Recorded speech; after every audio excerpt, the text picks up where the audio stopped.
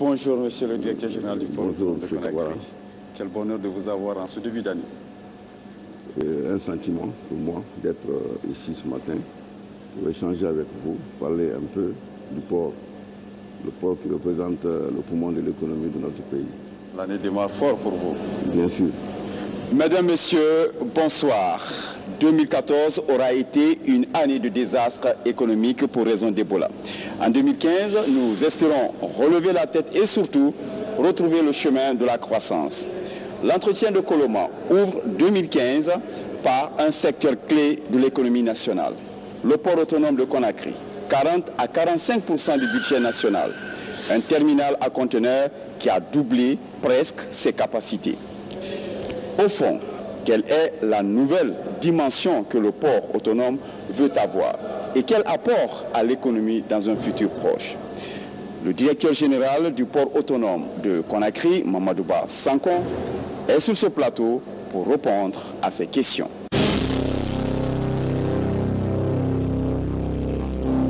Bienvenue, monsieur le directeur général du port autonome de Conakry. Et surtout, nos meilleurs vœux pour cette année 2015. Merci, monsieur Kamara. Je vous formule les mêmes vœux à tout le personnel de la radio-télévision de Coloma. Okay. Merci donc pour ces vœux. Vous êtes à la tête d'un géant économique qui, en 2 ans, est en train de prouver que le changement annoncé par le chef de l'État est bien possible. Au fond, qu'est-ce qui est en train de changer réellement au port autonome de Conakry? Au jour d'aujourd'hui, je peux me permettre de le dire, que c'est grâce à la volonté politique de M. le Président de la République qui a eu à prendre des décisions courageuses pour répondre réellement aux difficultés du port pendant des décennies. Quand vous parlez de décisions courageuses, vous faites référence à quoi? Je parle de la résiliation de la convention avec Jetman International qui a été signée en 2008 et qui n'était pas du tout à l'avantage de la Guinée. Malgré les revendications formulées par le port, le gouvernement à l'époque n'a pas du tout voulu accéder aux observations, aux revendications du port. Alors c'est ce qu'on a pu faire dès après l'élection du professeur Alpha Condé à la magistrature suprême. Nous sommes allés vers lui pour lui expliquer réellement les problèmes réels du port par rapport aux autres ports de la sous-région. Et il a compris tout de suite, il a résilié le contrat. Il a demandé à ce qu'on lui dépose des documents qu'il a regardés avec ses conseillers. Ils ont trouvé réellement que le port était sur la bonne démarche pour pouvoir résilier cette convention. Ce qui a été fait? Ce qui a été fait en 2011, au mois de janvier. Et tout de suite, nous avons fait appel au deuxième au cours de l'appel d'offres. Qui était Bolloré, le groupe Bolloré. Alors, nous sommes en janvier 2015. De janvier 2011 à janvier 2015, aujourd'hui, qu'est-ce qui a réellement changé? Quelles sont les nouvelles réalités de ce port autonome? Au jour d'aujourd'hui, il y a eu beaucoup de changements au port. Je peux me permettre de dire que le port de Conakry, aujourd'hui, est compétitif au même niveau que le port de Dakar et voire même le port d'Abidjan. Cela tient à quoi? Aujourd'hui, cela est venu du sérieux que cette société Bolloré, qui, je peux me permettre de le dire, respecte, et je dis bien, respecte ses engagements contractuels, des engagements qu'on a signés dans cette convention. Au jour d'aujourd'hui, cette société Bolloré est en train de tout respecter à la lettre près. Je rappelle que c'est une concession pour 25 années 25 ans. Et que pour les 2 premières années, il fallait un investissement de 150 millions d'euros. Est-ce que cela est fait? Cela est fait aujourd'hui à hauteur de 146 millions. Ces 146 ont servi à quoi? Les 146 millions d'euros ont été investis dans le port à travers la construction d'un quai de 340 mètres de long, okay, avec une profondeur de moins 13 mètres. Pourquoi moins 13 mètres? Pourquoi 340 mètres de long? C'est parce que il y a des années, on ne pouvait pas recevoir des bateaux de grande taille, alors que les tailles des bateaux évoluent, je dirais, chaque année. Maintenant, aujourd'hui, et cela défavorisait le port. Bien sûr, on était obligé, les armateurs étaient obligés de faire décharger des cargaisons au port de Dakar, faire un transbordement dans d'autres bateaux, parce que le port autonome n'avait pas les profondeurs requises, et puis le quai ne pouvait pas prendre ces bateaux de grande taille. Je rappelle, avant, la Guinée disposait seulement de 272 mètres de long. Et ça, c'est sur 50 années, et sur les 2 ans où vous avez maintenant 340. Ça fait, oui, 24-25 ans. Depuis que ce terminal a été réalisé, on n'a jamais eu un autre investissement de taille, comme ce que Bolloré vient de réaliser pendant 22 ans.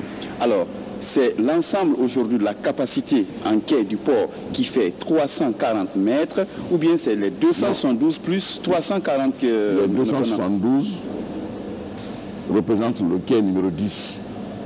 Le quai numéro 12 représente aussi aujourd'hui 340 mètres de long.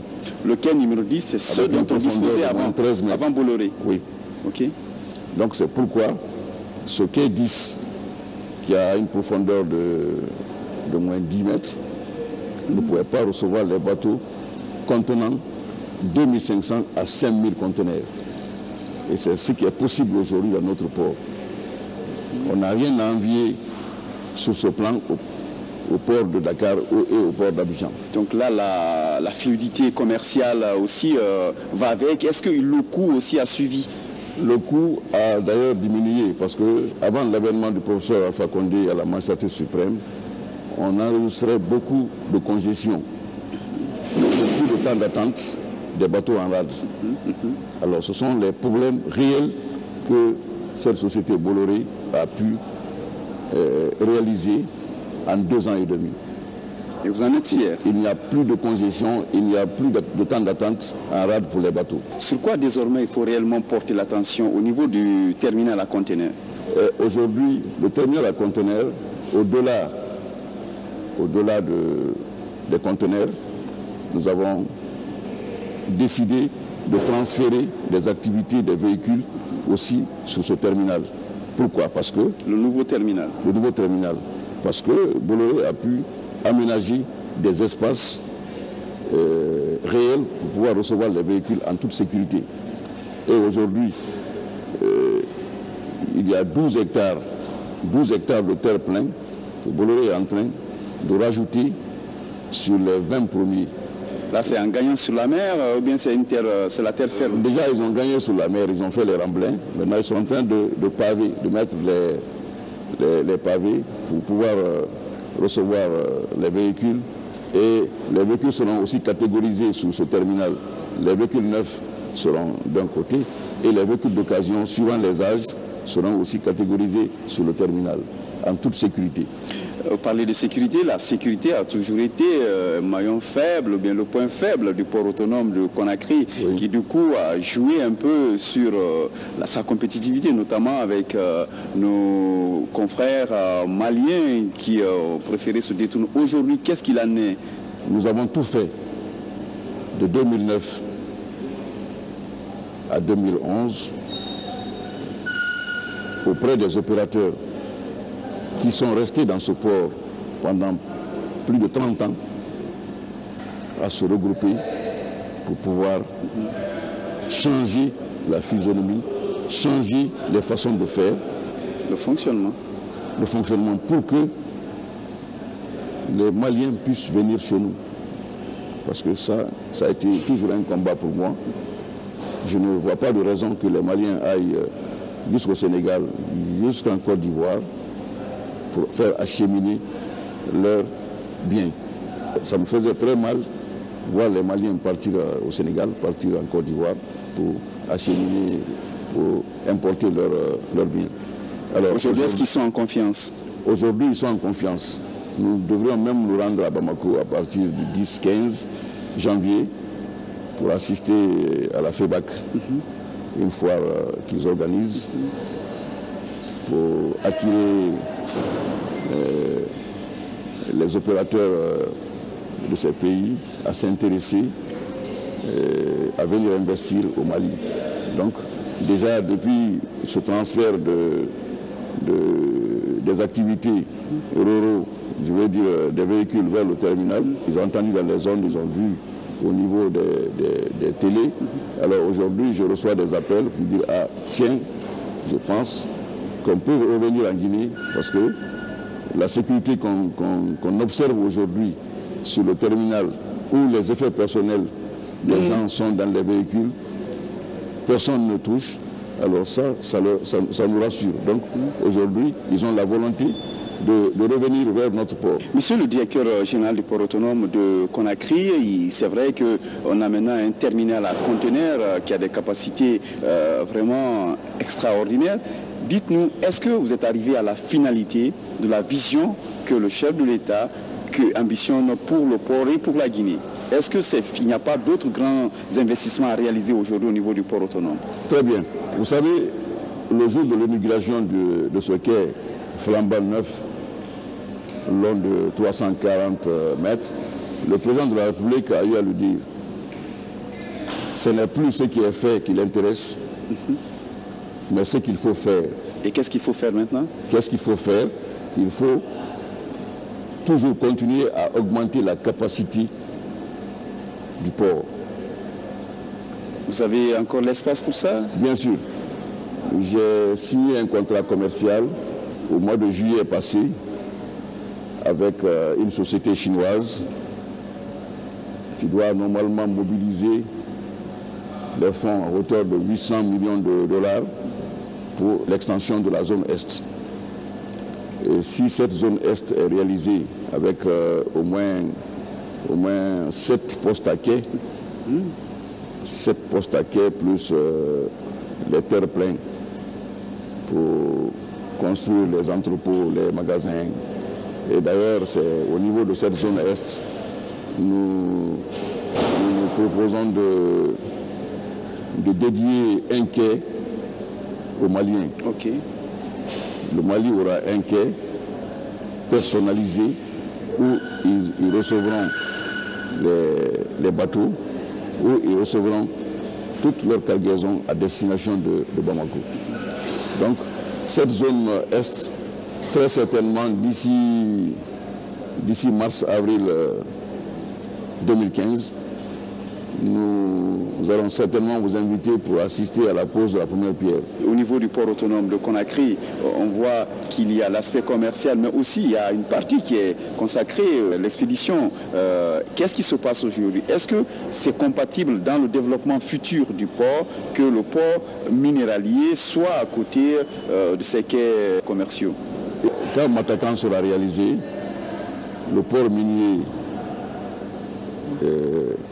au port de Conakry sera transféré à Matakan. Il n'y aura plus de transport de minerais à partir du port de Conakry. Okay. Ça, c'est déjà, ça fait partie des préoccupations de M. le Président de la République.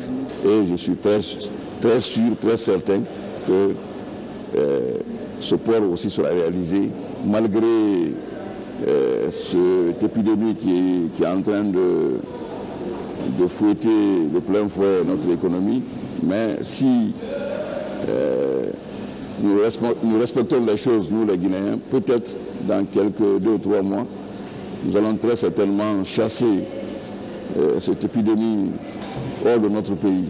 Monsieur le directeur général du port, pour finir cette émission, dites-nous aujourd'hui de quoi, en 2 mots, de quoi est-ce que vous êtes le plus fier après 2 ans de nouveaux partenariats avec un opérateur étranger, et surtout, quels sont les grands défis que vous comptez relever en cette année 2015? Moi, je suis très satisfait de l'évolution aujourd'hui de notre port. Vous savez, Beaucoup de Guinéens n'y croyaient pas. Les investissements réalisés aujourd'hui par cette société Bolloré. Mais aujourd'hui, je suis très fier de voir aujourd'hui les bateaux de grande capacité accostés dans notre port. Vous savez, pour un dirigeant, il n'est pas tellement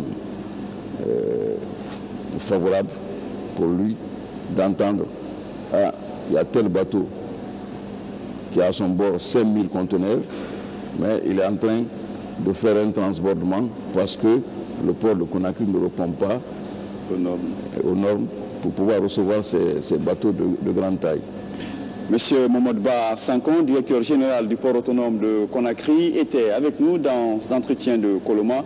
Merci de nous avoir suivis. Nous vous donnons rendez-vous la semaine prochaine pour un nouveau numéro.